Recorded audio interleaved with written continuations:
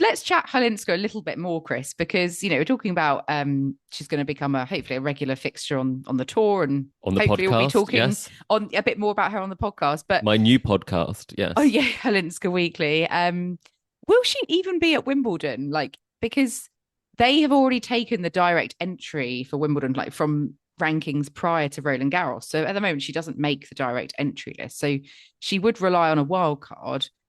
So are we assuming that Wimbledon, based on her run here, would give her a wild card, given that she's like 21 in the world now?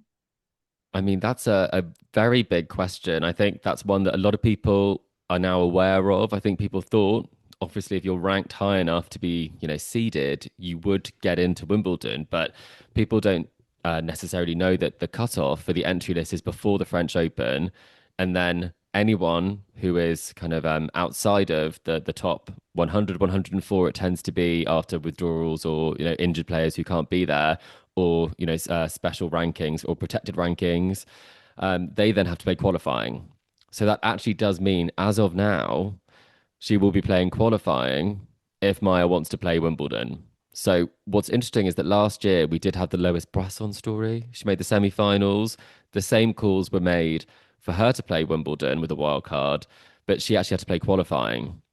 She didn't make it through qualifying, and also, when you look at this, there is a question mark around what will happen based on the precedent from before, which is that it tends to be British players or former champions playing the last time. So last year's wildcard Kvitova, and then everyone else was a British player. So that's a big question. If there's only one spot going to a player from, outside of, the UK or the GB institutions, will that be, Serena Williams, or will that be like Maja Chwalińska is a big question that is on people's lips. So I'd be fascinated to hear what you think, Kim. I mean, I'd love to see her there. I think a wild card would be a popular choice, but I mean, it doesn't mean it's going to happen.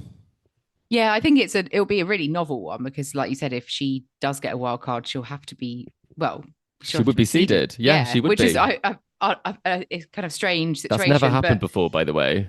I think she deserves it. I mean, you've just reached a Grand Slam final, and it's on clay. She doesn't have much form on grass, before. So, and they might just think, well, do we need to jump on the Halinska bandwagon or not? I mean, I don't know what the All England club will think, but I certainly think she's deserving of one. If she doesn't get one, will she go through qualify? Would you, if you were her, like kind of bother with the grass court season, or would you actually just take some time out to like digest this massive thing that's happened to you and kind of prepare for the hard court swing? I mean, what would you do if you were her and you didn't get a wild card?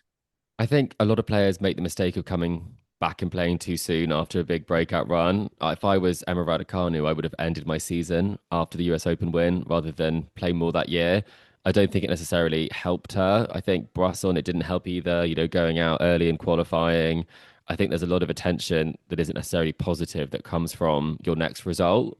And it's not a great spot to be in that you've achieved great success and then you're made to go back to somewhere where your ranking would mean that you won't have to for the next year play qualifying for any tournament. So that chapter should be behind her now. I really do feel, having gone through qualifying to a major final. So I probably would skip, unless I was feeling really, really good in myself, really, really confident with my camp, and that none of that noise is going to affect me.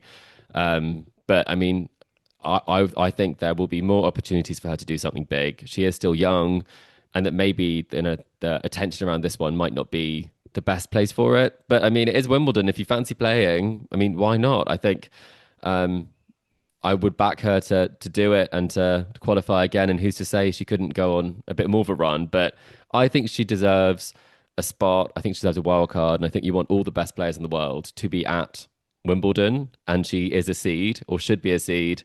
So I would like her to be there. And it doesn't There'll feel be a lot right. of people at her match. If she's put on an outside court, there'll be a lot of fans Yeah, and heading Polish to tennis see a has a bit of huge her. following as well. I mean, Yeah, there's a lot of Polish tricky fans, question especially for over you in the though, UK. Kim. If you had one wild card to give, and it was Serena Williams or Maya Chwalińska, who would you give it to? Oh, Wimbledon, I think would 100% go for Serena, wouldn't You'd they? have I to, don't know of about. course you would. Yeah, I mean, obviously she's won it multiple times. This may be the last year she. Yeah, we said that before, but I think yeah, you'd have to.